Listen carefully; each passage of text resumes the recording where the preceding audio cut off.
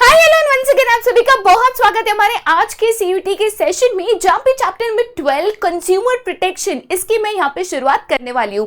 Consumer protection की अगर बात करें तो वैसे तो बहुत ही छोटा चैप्टर है, सीबीएसई में इसके के सारे टॉपिक्स भी यहां पे कवर किए गए हैं। ठीक है, छोटा चैप्टर है लेकिन कुछ इंपॉर्टेंट क्वेश्चंस है जिसमें से कई सारे ऑब्जेक्टिव्स बन सकते हैं, जैसे कि राइट्स ऑफ कंज्यूमर्स है, उसके अलावा कंज्यूमर प्रोटेक्शन एक्ट कभी बना था, उसका जो रिड्रेसल फोरम है, ठीक है, रिस्पॉन्सिबिलिटीज की अगर बात करें तो बहुत सारे जो क्वालिटी मार्क्स आपको दिए गए हैं कि इलेक्ट्रिकल प्रोडक्ट्स के लिए क्या यूज होता है, गोल्ड के लिए क्या यूज होता है एंड सो ऑन। तो इन चीजों को आपको यहाँ पे समझकर और पढ़कर और याद रखकर यहाँ पे एग्जाम में जाना है। अगर इस चैप्टर की बात करें तो वैसे तो बहुत ही छोटू सा चिंटू क्लास का यहाँ पे चैप्टर है, बट क्या क्या टॉपिक्स है जिस चैप्टर में हमें यहाँ पे कवर करना है।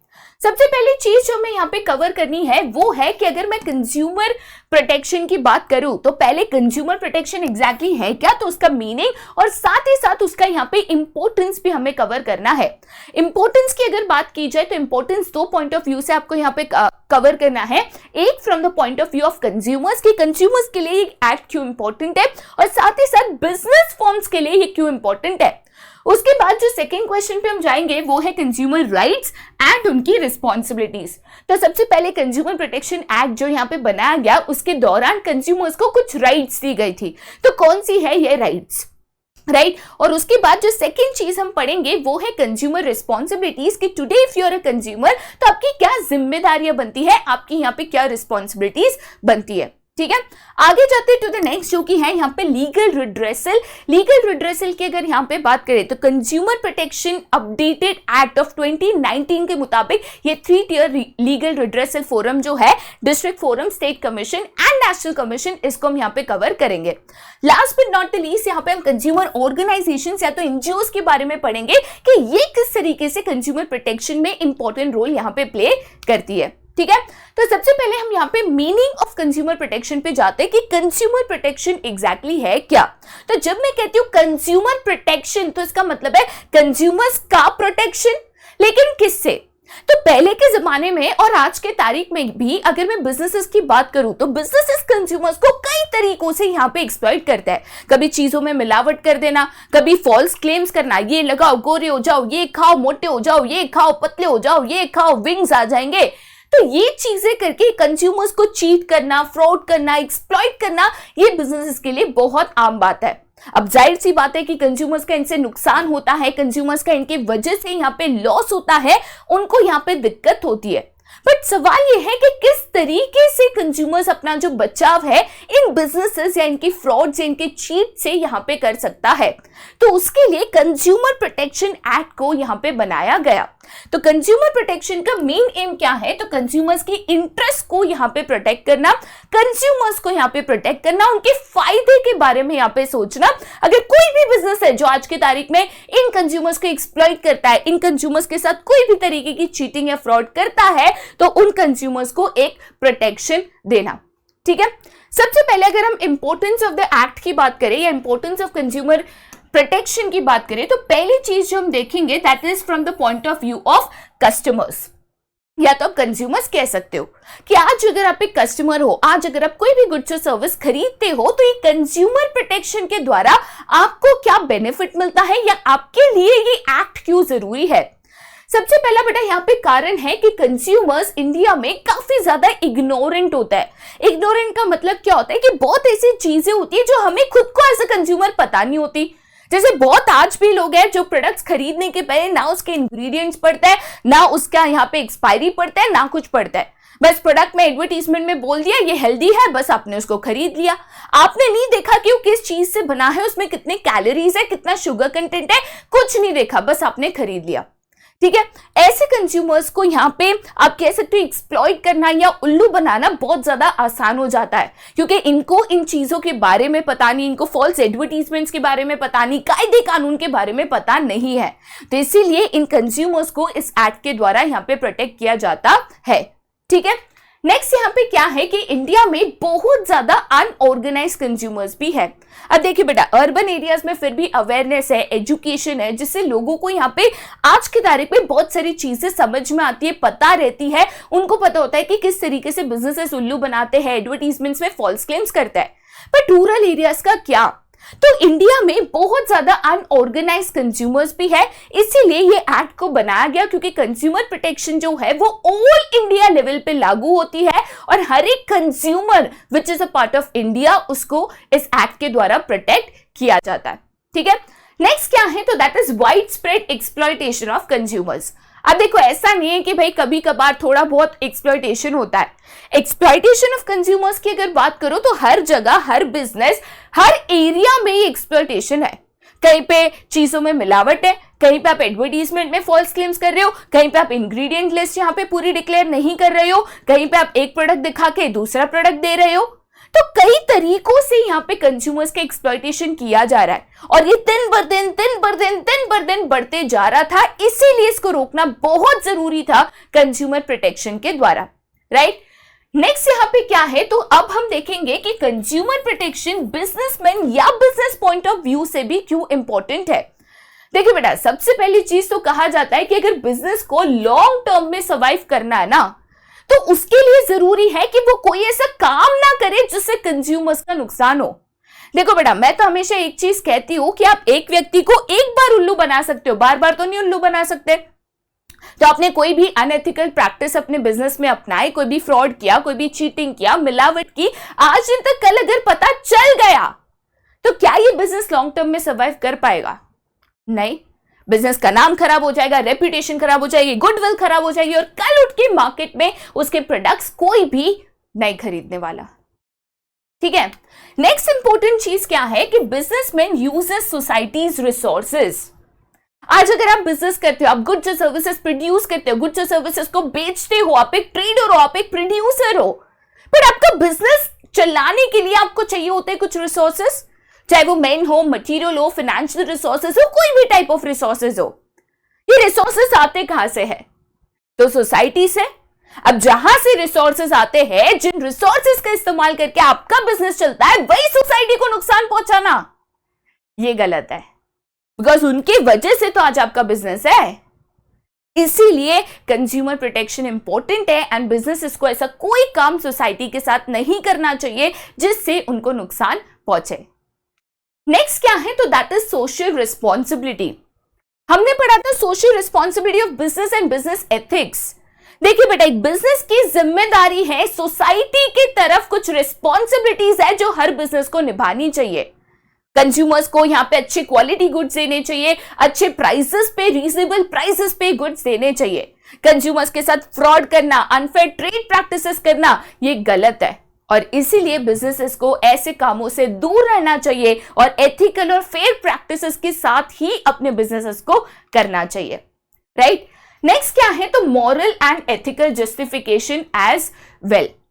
देखो बेटा, गया वो जमाना जब आप यहाँ पे गलत काम करके भी बिजनेस सालों साल चलाते रहते थे। आज लोगों में अवेयरनेस बढ़ रहा है, लोग एजुकेट हो रहे हैं, आज सोशल मीडिया, इंटरनेट का इतना ज्यादा इस्तेमाल हो रहा है। आज अगर आप सोचते हो कि नहीं, मैं गलत काम करके भी बिजनेस कर लूंगा, मैं सिर्फ अपना फायदा देखूंगा, मैं सिर्फ अपनी इनकम या प्रॉफिट देखूंगा, आपका बिजनेस यहाँ पे नहीं चलेगा, क्योंकि आप लोगों को यहाँ पे अपने बिजनेस को जस्टिफाई नहीं कर पाओगे ना। आप कैसे बोलोगे कि मेरा बिजनेस सही है, मैं एथिकल काम करता हूं, मैं सही काम करता हूं, मैं कभी गलत काम में हाथ नहीं डालता, गलत काम का साथ नहीं देता, और आप बोलोगे हाँ मैं गलत काम करता हूं, तो आपके बिजनेस को सपोर्ट कौन करेगा? ठीक है, चलिए भाई, नेक्स्ट क्या है, तो दैट इज गवर्नमेंट इंटरवेंशन। देखिए, गवर्नमेंट इंटरवेंशन कब होता है? जब मुझे लगता है कि हाँ किसी कंपनी में कुछ गड़बड़ चल रही है, कहीं कुछ न्यूज में आ गया कि ये कंपनी तो मिलावट करती है, इस कंपनी में ये पाया गया। गवर्नमेंट के कायदे कानून होते हैं बच्चा, लेकिन इंडिया में इतने सारे बिजनेसेस है कि हर बिजनेस के पीछे क्या चल रहा है, कब चल रहा है, कैसे चल रहा है, ये गवर्नमेंट जाके रोज देख नहीं सकता। पर थोड़ी सी गलती, कुछ गलत काम, और आप अगर गवर्नमेंट के नजर में, ऑफिशियल्स के नजर में आ गए ना, फिर रेट पड़ना, चेकिंग होना, प्रोसेसेस होना, पेपर वर्क चेक होना, सब कुछ शुरू हो जाएगा। और कोई बिजनेस नहीं चाहता कि गवर्नमेंट इंटरवेंशन हो, क्योंकि ये बिजनेस की जो स्मूथ फंक्शनिंग है ना, उसमें डिस्टर्बेंस ला देता है। भले उनको कुछ मिले ना मिले वो बात अलग, बट मीडिया में आपका नाम आ जाएगा, रेपुटेशन खराब हो जाएगी, गुडविल खराब हो जाएगी। क्या आप ये चाहते हो? तो ऐसा काम ही मत करो कि उनके नजर में आ जाओ गलत कामों के लिए। ठीक है, नेक्स्ट क्या है, तो that is consumer is the purpose of business. देखो बेटा, मैं ना एक ही चीज जानती हूं, कंज्यूमर्स है तो बिजनेस है, एंड जिन कंज्यूमर्स से आपका बिजनेस चलता है उन्हीं कंज्यूमर्स के साथ चीट एंड फ्रॉड करना, ये तो गलत है, और इसीलिए आपको ये काम को नहीं करना चाहिए। ठीक है, चलिए भाई आगे जाते हैं टू द नेक्स्ट, जो कि वेरी इंपॉर्टेंट क्वेश्चन है, that is rights of consumers. देखिए बेटा, यहां पे consumer protection act of 1986, year याद रखना है, कंज्यूमर प्रोटेक्शन एक्ट ऑफ 1986 के दौरान आपको एज अ कंज्यूमर कुछ इंपॉर्टेंट राइट्स दी गई है। सबसे पहले राइट कहती है कि राइट टू सेफ्टी। क्या? Right to safety. कोई भी ऐसे गुड जो हजार्डियस है, जो आपके लिए नुकसानदायक है, जिससे आपको खतरा है, जो आपकी सेफ्टी के अगेंस्ट है, ऐसे गुड से आप अपने आप को प्रोटेक्ट कर सकते हो।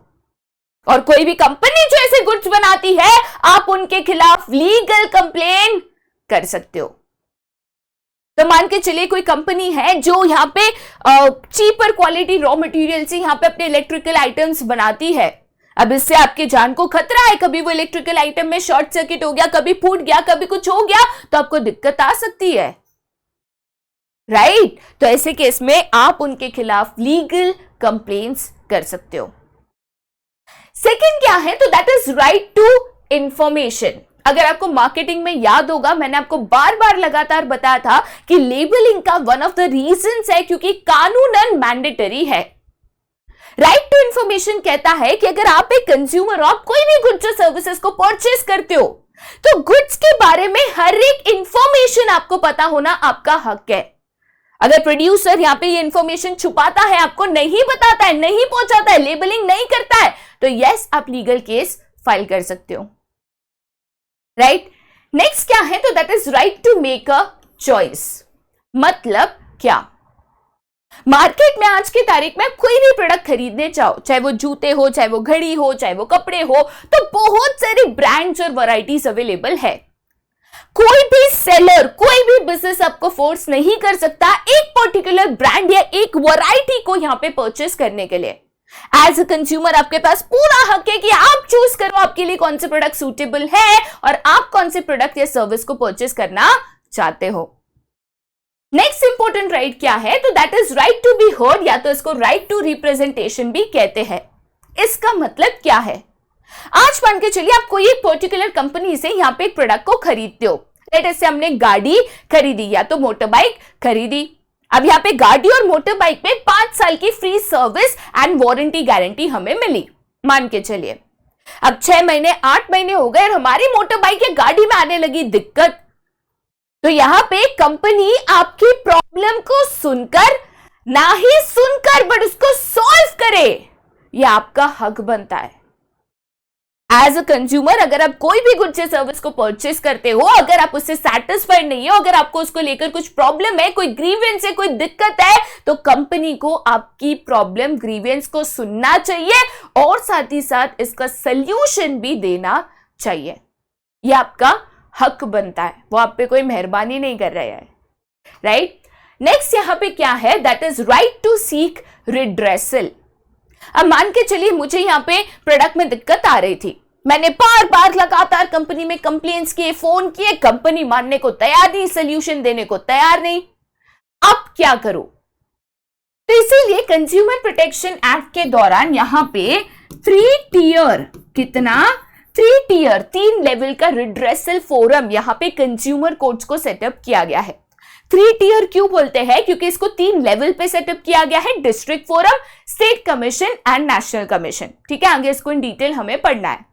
तो कंज्यूमर कोर्ट सेटअप किए गए हैं जहां पे आप लीगली इन केसेस को फाइल कर सकते हो, और यहां पे ऐसे बिजनेसेस जो आपका यहां पे प्रॉब्लम सॉल्व नहीं कर रहे, या अगर आपका कोई भी जेन्युइन ग्रीवियंस है तो आप लीगल एक्शन इन बिजनेसेस के ऊपर ले सकते हो। कानूनन यहां पे ये सुनवाई होगी, केस रजिस्टर किया जाएगा। ठीक है, next and the last right क्या है, तो इसको हम कहते हैं राइट टू कंज्यूमर एजुकेशन। देखिए बच्चा, एज अ कंज्यूमर जो भी कंज्यूमर राइट्स है, जो भी कंज्यूमर रिस्पॉन्सिबिलिटीज है, जो भी यहाँ पे रेमेडीज अवेलेबल है, रेमेडीज बोले तो क्या, मेरे साथ अगर चीटिंग हुआ, फ्रॉड हुआ, मैंने बिजनेस के खिलाफ केस किया, चलो केस में जीत गए, फिर क्या, तो मुझे उसकी भरपाई मिलेगी। कभी भरपाई में मुझे यहाँ पे पैसे मिल सकते हैं, कभी भरपाई में नया गुड मिल सकता है, एक्सचेंज करके मिल सकता है, बहुत सारी यहाँ पे रेमेडीज अवेलेबल होती है, बट ये मुझे पता तो होना चाहिए।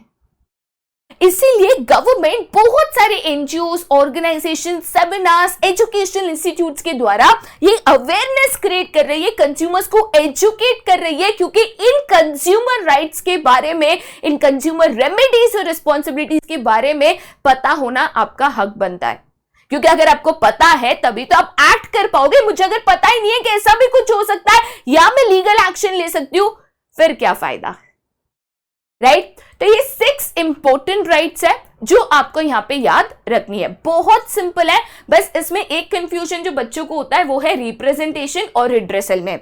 याद रखना, जब मैं यहाँ पे राइट टू हर्ड या रिप्रेजेंटेशन की बात कर रही हूं तो मैं कह रही हूं कि जहां पे जो सेलर है, जो बिजनेस है, उसको आपकी कंप्लेंट्स एंड ग्रीवेंसेस को सुनना चाहिए और सॉल्व करने की सोल्यूशन देने की कोशिश करनी चाहिए। देखिए, बिजनेस से गलती होती है, कभी डिफेक्टिव प्रोडक्ट बन जाता है, कभी एक के बदले दूसरा प्रोडक्ट आ जाता है, वो ठीक है, गलतियां होना प्रॉब्लम नहीं है, बट गलती ना सुन के उसको सॉल्व ना करना ये एक प्रॉब्लम है। ठीक है, जब मैं राइट टू सीक रिड्रेसल की बात करती हूं तो यहां पे मैं लीगल कोर्ट्स की बात कर रही हूं, कंज्यूमर कोर्ट्स की बात कर रही हूं, 3 टियर रिड्रेसल फोरम की बात कर रही हूं, जो सेटअप किया गया है सो दैट कंज्यूमर्स यहां पे कानूनन अपनी कंप्लेंट्स को फाइल कर सके। ठीक है, चलिए भाई आगे जाते हैं टू द नेक्स्ट, जो की है कंज्यूमर रिस्पॉन्सिबिलिटीज। जैसे एज अ कंज्यूमर आपको बहुत सारी इंपॉर्टेंट राइट्स दी गई है, वैसे ही एज अ कंज्यूमर आपको कुछ जिम्मेदारियां भी दी गई है, जो एक जागरूक नागरिक या ग्राहक के तौर पे आपको यहाँ पे रिस्पॉन्सिबिलिटीज को पूरा करना चाहिए। सबसे पहली रिस्पॉन्सिबिलिटी यहाँ पे कहती है कि consumer must exercise their rights. अब मैंने तो भाई यहाँ पे आपको 6 इंपॉर्टेंट राइट्स यहाँ पे दे दी, बट राइट्स दे दी और आप उसको एक्सरसाइज ही नहीं कर रहे, फिर क्या मतलब? आपके साथ चीटिंग हुई, फ्रॉड हुई, आपने भुला दिया, आपने छोड़ दिया, सोचा ये मच में कौन पड़ेगा, तो मतलब आप बिजनेस को एक मौका दे रहे हो कि आगे भी वो ये लोगों के साथ करते रहे। अरे जब आवाज उठाओगे तभी तो पता चलेगा, तभी तो उनके खिलाफ एक्शन लिया जाएगा। तो आपको जो भी राइट्स दी गई है आपको उसको प्रैक्टिस करना चाहिए। नेक्स्ट इंपॉर्टेंट क्या है, तो you should always be a cautious consumer. चीजों को खरीदने के पहले उनके बारे में समझना, उनके इंग्रेडिएंट्स को पढ़ना, उसकी मैन्युफैक्चरिंग को पढ़ना, उसकी एक्सपायरी को पढ़ना, सोच समझ के। ऐसे नहीं कि भाई बस देखा खरीद लिया। आपको एक कॉशियस कंज्यूमर बनना चाहिए, आपको चीजों को देख परख कर समझ कर फिर ही उसको खरीदना चाहिए, राइट? नेक्स्ट क्या है, तो filing complaints for redressals of genuine grievances. अगर सच्चे आपके साथ कोई बिजनेस है जिसने फ्रॉड किया है, जिसने आपको यहाँ पे कोई तरीके से चीट किया है, ये एक्सप्लॉइट किया है, तो उसको भुला देना, उसको जाने देना, उसको छोड़ देना, ये गलत एटीट्यूड है।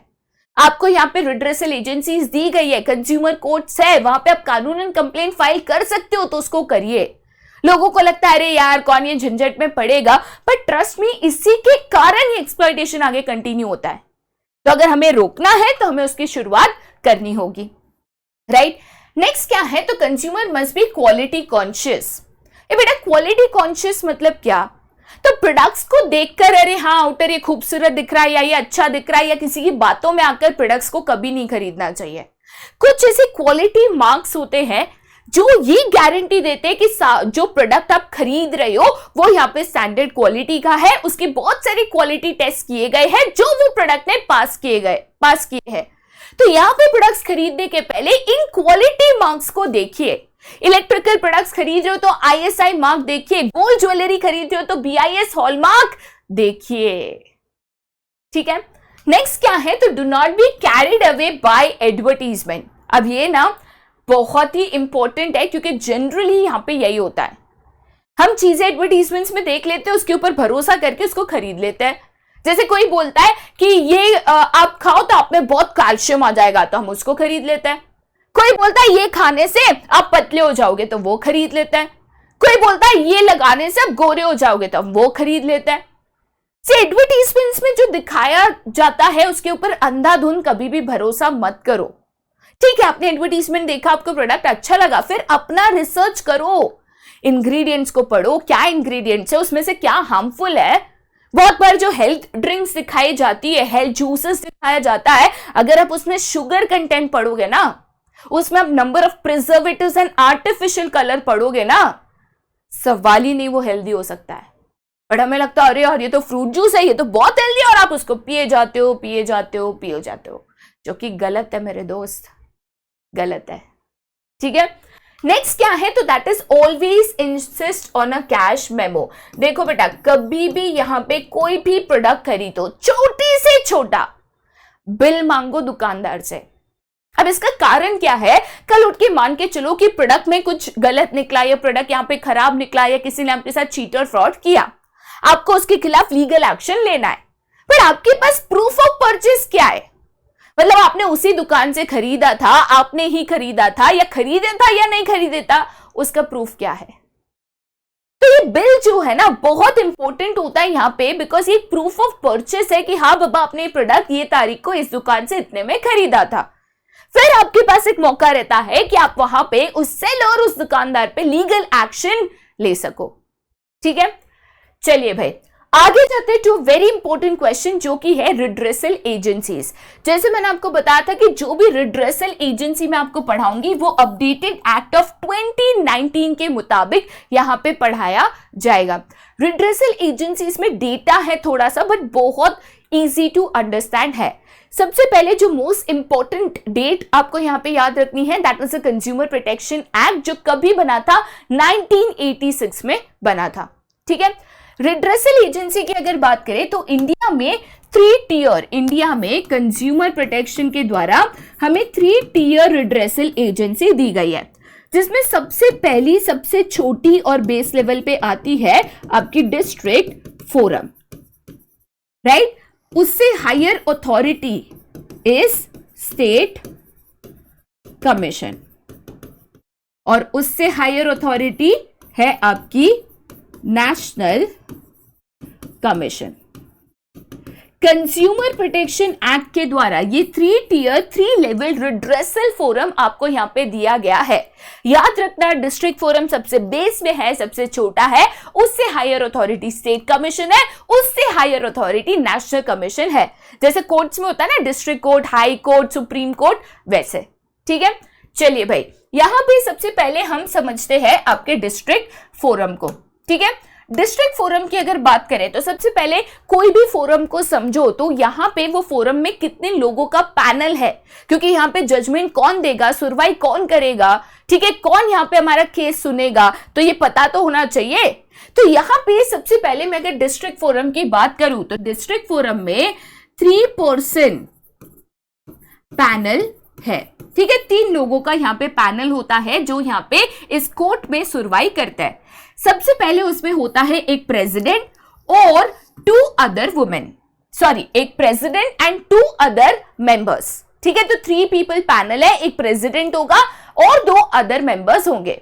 इन 2 में से एक विमेन का होना यहाँ पे कंपलसरी है, मतलब दूसरा मेल फीमेल हो सकता है, बट एक विमेन तो कंपलसरी है इन दोनों में से। तो एक प्रेसिडेंट एंड 2 अदर पर्सन्स, ठीक है, जिसमें से एक विमेन होना कंपलसरी है। अब डिस्ट्रिक्ट फोरम का प्रेसिडेंट कौन बन सकता है? कोई भी रिटायर्ड या तो वर्किंग जज, बट किसका?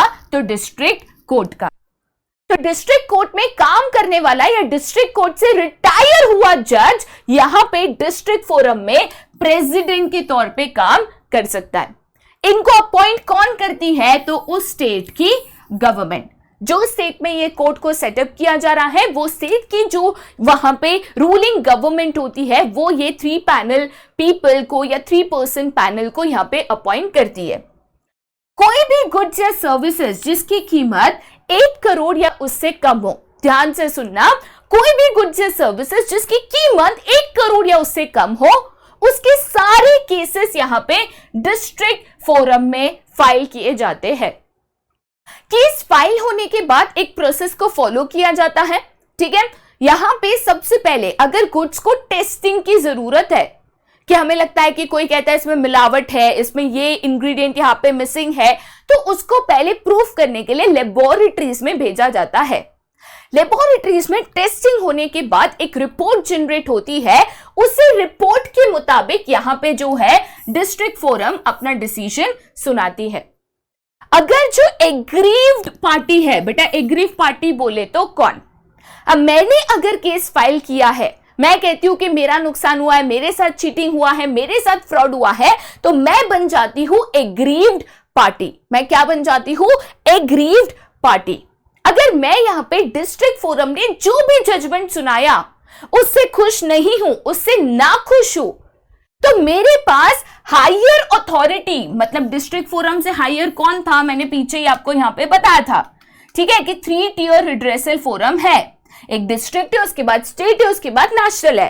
तो स्टेट उससे हायर अथॉरिटी है, तो मेरे पास ऑप्शन है कि मैं स्टेट कमीशन में कंप्लेंट फाइल कर सकती हूं, बट 45 डेज के अंदर। तो आज अगर जजमेंट आया तो मुझे 45 डेज का समय मिलता है, जिसके अंदर मैं यहां पे स्टेट कमीशन में कंप्लेंट वापस फाइल कर सकती हूं। 45 डेज बीत गए फिर ये पॉसिबल नहीं होगा। तो क्या क्या याद रखना है? 3 पीपल पैनल है, एक प्रेसिडेंट, 2 अदर पीपल, जिसमें से एक विमेन होना कंपलसरी है। डिस्ट्रिक्ट फोरम का प्रेसिडेंट कौन बन सकता है मेरे दोस्त? कोई भी ऐसा यहाँ पे वर्किंग या रिटायर्ड जज ऑफ डिस्ट्रिक्ट कोर्ट। इनको अपॉइंट कौन करता है? तो तभी जो स्टेट की रूलिंग गवर्नमेंट होती है वो करती है। डिस्ट्रिक्ट फोरम में कब केस फाइल होगा? तो जब भी गुड्स सर्विसेज की कीमत 1 करोड़ या उससे कम होगी तो उसके सारे केसेस डिस्ट्रिक्ट फोरम में जाएंगे। अब केस आने के बाद, केस रजिस्टर होने के बाद अगर टेस्टिंग की जरूरत है तो लेबोरेटरी में दो, टेस्टिंग करो, रिपोर्ट के ऊपर जजमेंट सुनाओ। अब मान के चलो सामने वाली पार्टी जिसने कंप्लेंट फाइल की है, जिसको हम क्या कहते हैं? एग्रीव्ड पार्टी, ये यहां पे जजमेंट से खुश नहीं है, फिर क्या? तो उसके पास एक मौका रहता है कि उससे हायर अथॉरिटी मतलब स्टेट कमीशन में यहां पे 45 डेज के अंदर कंप्लेंट रजिस्टर करे। ठीक है, चलिए भाई, अब हम जाते हैं उससे हायर अथॉरिटी जो कि है यहां पे आपका स्टेट कमीशन। इस स्टेट कमीशन में यहां पे 3 पर्सन पैनल है, सेम टू सेम, ठीक है, जिसमें से एक प्रेसिडेंट होगा, 2 अदर पीपल, जिसमें से एक विमेन का होना यहां पे कंपलसरी है। बट स्टेट कमीशन का प्रेसिडेंट कौन बन सकता है? तो कोई भी वर्किंग या तो रिटायर्ड जज बट ऑफ हाई कोर्ट। इनको कौन अपॉइंट करता है? तो इनको भी स्टेट गवर्नमेंट अपॉइंट करती है, but after consultation with chief justice of high court. ठीक है, 3 people panel, 1 president, 2 other people, उसमें से एक विमेन का होना कंपलसरी। प्रेसिडेंट कौन बन सकता है? वर्किंग या रिटायर्ड जज ऑफ हाई कोर्ट। इनको अपॉइंट कौन करती है? State government. बट थोड़ा सा ट्विस्ट है कि यहां पे वो chief justice of high court को पूछकर फिर अपॉइंट करेगी, राइट? अब कोई भी गुड्स सर्विसेज जिनकी कीमत 1 करोड़ से ज्यादा है but up to maximum 10 crore, तो उसके सारे केसेस स्टेट कमीशन में जाता है।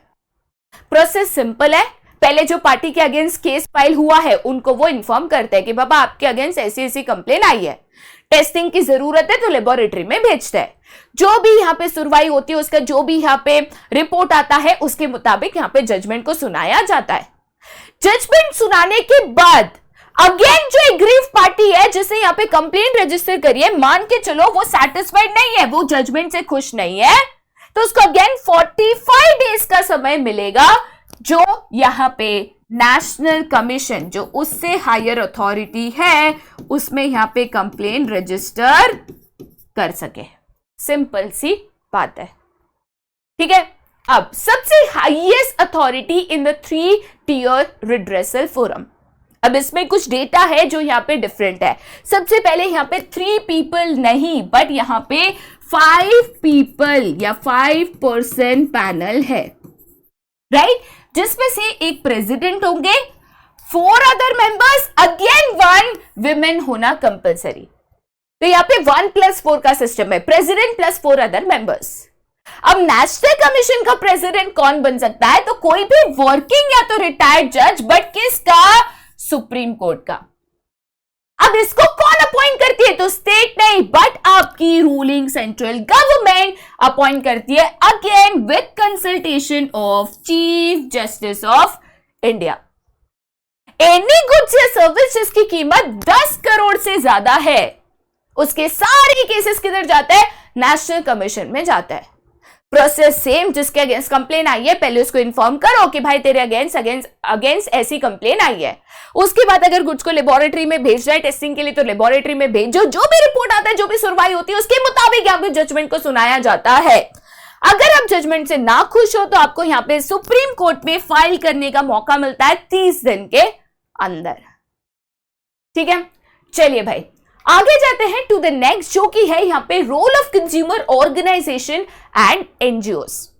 देखिए भाई, गवर्नमेंट तो है, एक्ट है, कानून है, बट इंडिया में एक इतने ज्यादा रूरल एरियाज है, इतने अनऑर्गेनाइज कंज्यूमर्स है कि यहाँ पे गवर्नमेंट सब तक नहीं पहुंच पाती, और इसीलिए बहुत सारे कंज्यूमर ऑर्गेनाइजेशंस एंड एनजीओज यहाँ पे सेटअप किए गए हैं, जो यहाँ पे कंज्यूमर प्रोटेक्शन में अवेयरनेस क्रिएट करने में यहाँ पे गवर्नमेंट की मदद करती है। ऑल इन ऑल अगर आप इंडिया की बात करो तो करीबन 500 कंज्यूमर ऑर्गेनाइजेशंस यहाँ पे है, राइट। उसमें से कुछ वेरी फेमस ऑर्गेनाइजेशन जो है वो है consumer guidance society of India, जो कि मुंबई में सेटअप है। उसके अलावा सिटीजन एक्शन ग्रुप, जो अगेन मुंबई में है। Then we have consumer education and research centre, सर्व जिसको कहा जाता है, which is in Ahmedabad. Then we have common cause, जो कि है न्यू दिल्ली में, and consumer unity and trust society भी यहाँ पे है तो 500 के करीबन, बट ये कुछ वेरी फेमस यहाँ पे ऐसे ऑर्गेनाइजेशंस है जो यहाँ पे बहुत अच्छा काम in the area of consumer protection कर रहे हैं। Basically consumer organisations and NGOs यहाँ पे करते हैं क्या? सबसे पहली चीज जो वो यहाँ पे करते हैं वो है कंज्यूमर्स को एजुकेट करना, स्पेशली ऐसे कंज्यूमर्स जो विलेजेस, रूरल एरियाज में रहते हैं, जहां पे एजुकेशन की कमी है, नॉलेज की यहाँ पे कमी है। वहां पे बहुत सारे training programme, seminars, workshops conduct करके कंज्यूमर्स को यहाँ पे एजुकेट करना। उसके अलावा सेकेंड इंपॉर्टेंट चीज, पब्लिशिंग पीरियोडिकल्स, राइट। यहाँ पे बहुत सारे इंफॉर्मेशन की कब आप केस फाइल कर सकते हो, केस फाइल करने पे आपको क्या रेमेडीज मिल सकती है, कहां पे आप केस फाइल कर सकते हो, ऐसे इंपॉर्टेंट जो इंफॉर्मेशन है जिससे यहाँ पे कंज्यूमर्स को नॉलेज मिले, ऐसे इंपॉर्टेंट इंफॉर्मेशन यहाँ पे बहुत जगहों पे पब्लिश करना, राइट। उसके अलावा carrying out comparative testing of consumer products in aggregated laboratories to test relative qualities of competing brands and publishing the test results. जैसे बहुत सारे ऐसे ब्रांड्स है मार्केट में फेमस है जिनके प्रोडक्ट्स बहुत कंज्यूम किए जाता है, पर काफी बार हमें नहीं पता होता है कि उनके प्रोडक्ट्स जो हम इतने रेगुलरली कंज्यूम कर रहे हैं वो हार्मफुल है, नहीं है, क्या उसमें दिक्कत है, क्या उसमें ऐसा इंग्रेडिएंट है, एंड सो ऑन। तो ऐसे फेमस ब्रांड्स और उसके प्रोडक्ट्स को रेगुलर बेसिस पे यहाँ पे टेस्टिंग करना, टेस्टिंग भी गवर्नमेंट रिकॉग्नाइज एग्रीगेटेड लेबोरेटरीज में कंडक्ट करना, और उनका टेस्टिंग का जो भी रिपोर्ट रिजल्ट आता है उसको पब्लिश करना कि लोगों तक ये इंफॉर्मेशन पहुंचे कि जो प्रोडक्ट्स को हम यहाँ पे रेगुलरली कंज्यूम कर रहे हैं उसमें एक्चुअली है क्या। ठीक है, नेक्स्ट क्या है, तो that is encouraging consumers to strongly protest and take action against exploitative and unfair trade practices. देखिए भाई, यहां पे अगर अनफेयर ट्रेड प्रैक्टिसेस की बात करें, कोई भी अगर आपके साथ बिजनेस है जो एक्सप्लॉयटेशन करता है, फ्रॉड करता है, चीट करता है, तो उनके खिलाफ आवाज उठाना, कंज्यूमर्स को एनकरेज करना कि चुप मत बैठो, आवाज उठाओ, राइट। नेक्स्ट क्या है, तो providing legal assistance to consumer by way of providing aid, legal advice etcetera. अब बहुत बार ऐसे होता है कि मुझे लीगल एक्शन तो लेना है, मुझे यहाँ पे आवाज उठानी है, मुझे कंप्लेंट फाइल करनी है, बट पता नहीं कैसे करूं। तो इस केस में ऐसे कंज्यूमर्स को मदद करना, उनको गाइड करना कि किस तरीके से आप लीगल प्रोसेस कर सकते हो, कहां पे आप कंप्लेंट रजिस्टर कर सकते हो, कैसे कर सकते हो, एंड सो ऑन। ना ही उतना, बट साथ ही साथ अगर कंप्लेंट्स फाइल करनी है आपको यहाँ पे कोई भी कंज्यूमर कोर्ट में, चाहे वो डिस्ट्रिक्ट फोरम हो, स्टेट कमीशन हो, नेशनल कमीशन हो, तो आपके बिहाफ पे भी ये ऑर्गेनाइजेशंस कंप्लेंट फाइल करती है। ठीक है, नेक्स्ट क्या है, तो taking an initiative in filing cases in consumer courts in the interest of villagers, general public, not for an individual. मतलब मान के चलिए कि यहाँ पे ग्रुप ऑफ पीपल है या बहुत सारे लोग हैं जिनको एक साथ यहाँ पे हार्म पहुंचा गया या एक्सप्लॉइट किया गया है, तो इन सभी के बदले, ग्रुप ऑफ पीपल के बदले यहाँ पे कोर्ट्स में कंप्लेन रजिस्टर करना, जिसमें एक इंडिविजुअल नहीं होता है, ग्रुप ऑफ पीपल इन्वॉल्व होते हैं। ठीक है, साथ ही साथ नेक्स्ट क्या है, तो helping government agencies to resolve cases of consumer exploitation. अब देखिए बेटा, एक्सप्लॉयटेशन इतना ज्यादा है कि नंबर ऑफ केसेस भी यहाँ पे बढ़ते जा रहे हैं। तो काफी बार यहाँ पे इतने केसेस सॉल्व करने की अगर गवर्नमेंट की कैपेसिटी नहीं होती, उनके ऊपर बर्डन आ जाता है, तो ये ऑर्गेनाइजेशंस गवर्नमेंट को भी मदद करता है। ठीक है, साथ ही साथ नेक्स्ट क्या है, तो motivating people to ask for quality mark such as ISI mark, Agmark etcetera. देखो बेटा, ISI मार्क जो है वो इलेक्ट्रिकल गुड्स के लिए यूज किया जाता है। एग मार्क जो है that is for agricultural goods. Wool mark है वो वुलन प्रोडक्ट्स के लिए है। Hallmark, BIS hallmark जो है that is for gold jewellery. ये मार्क्स क्या है, तो एक क्वालिटी स्टैंडर्ड मार्क्स है जो आपको बताता है कि बाबा जो भी आप प्रोडक्ट यूज कर रहे हो वो स्टैंडर्ड क्वालिटी का है, क्वालिटी टेस्टिंग पास होकर आया है, तब बेझिझक इसको खरीदो। राइट, नेक्स्ट क्या है, तो यहां पे आपके मल्टीपल चॉइस क्वेश्चंस। ठीक है, जैसे मैंने कहा था चैप्टर बहुत ही छोटा और सिंपल है, बट क्वेश्चंस इसमें से बहुत सारे बन सकते हैं। तो भाई चैप्टर तो पढ़ लिया, लेकिन उसके क्वेश्चंस आंसर कर पाओगे कि नहीं, ये तो अब पता चलेगा। तो सबसे पहला क्वेश्चन पूछा गया है, in case a consumer is not satisfied with the order passed in the state commission, he can further make an appeal in the national commission with a time period of how many days? तो updated act of 2019 के मुताबिक आपको यहाँ पे 45 days का समय मिलता है। अगर आपका स्टेट कमीशन में केस चल रहा है, आप उसके रिजल्ट से सेटिस्फाइड नहीं हो, तो रिजल्ट आने के या जजमेंट सुनाने के बाद 45 डेज का समय है कि आप नेशनल कमीशन में री अपील कर सको। ठीक है, नेक्स्ट क्वेश्चन क्या है, which of the following functions are carried out by the consumer organisation. सबसे पहले publishing periodicals to impart knowledge, यहाँ पे ये पीरियोडिकल्स पब्लिश करते हैं। लीगल असिस्टेंस कंज्यूमर्स को देना, भाई देते हैं। Filing complaints in appropriate consumer courts on behalf of consumers, ये भी वो करते हैं। इसीलिए सही ऑप्शन होगा all of the above. Next question है, which of the following is not a consumer right. अब यहाँ पे 6 इंपॉर्टेंट कंज्यूमर राइट्स मैंने आपको पढ़ाई थी, इसमें से एक ऐसी राइट है जो मैंने आपको नहीं पढ़ाई थी क्योंकि वो एक्चुअल में कंज्यूमर राइट है ही नहीं। कौन सी है वो, ये आपको मुझे नीचे कमेंट सेक्शन में कमेंट करके बताना है। ठीक है, ऑप्शन ABCD बोलोगे तो भी कोई दिक्कत नहीं है। याद रखना इज नॉट पूछा गया है। ठीक है, नेक्स्ट क्वेश्चन है, which year did the consumer protection act come into existence. ये सबसे इंपॉर्टेंट डेट है जो आपको याद रखनी है। कंज्यूमर प्रोटेक्शन एक्ट को 1986 में यहां पे लाया गया था। ठीक है, नेक्स्ट क्वेश्चन है, dash mark is used for electrical products. तो जैसे मैंने बताया कि इलेक्ट्रिकल प्रोडक्ट्स के लिए ISI मार्क को यूज किया जाता है।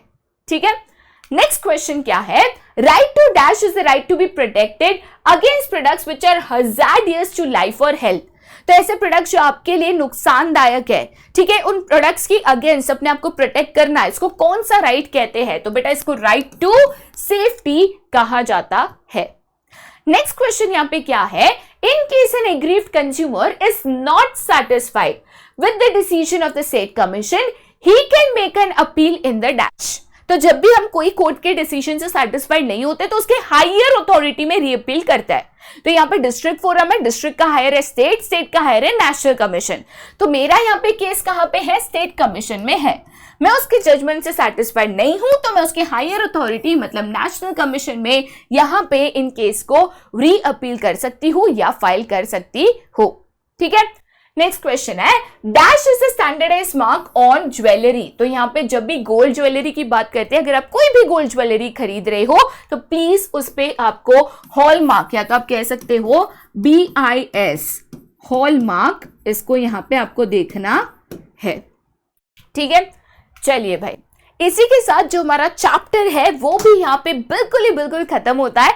जैसे मैंने कहा था बहुत ही छोटा सा चिंटू क्लास का यहाँ पे चैप्टर है, राइट। बहुत स्कोरिंग जगह है, बहुत स्कोरिंग चैप्टर भी है। देखो बेटा, ऐसे चैप्टर छोटे होते हैं बट बहुत स्कोरिंग भी होता है, तो प्लीज इसको अच्छे से 100% प्रॉपर्ली करके जाइएगा। बाकी और एक इंटरेस्टिंग चैप्टर जो कि नया चैप्टर है एंटरप्रेन्योरशिप डेवलपमेंट, वो बिल्कुल बाकी है, जिसके साथ दोबारा हम बहुत जल्दी मिलेंगे। बट तब तक के लिए bye bye and have a nice day.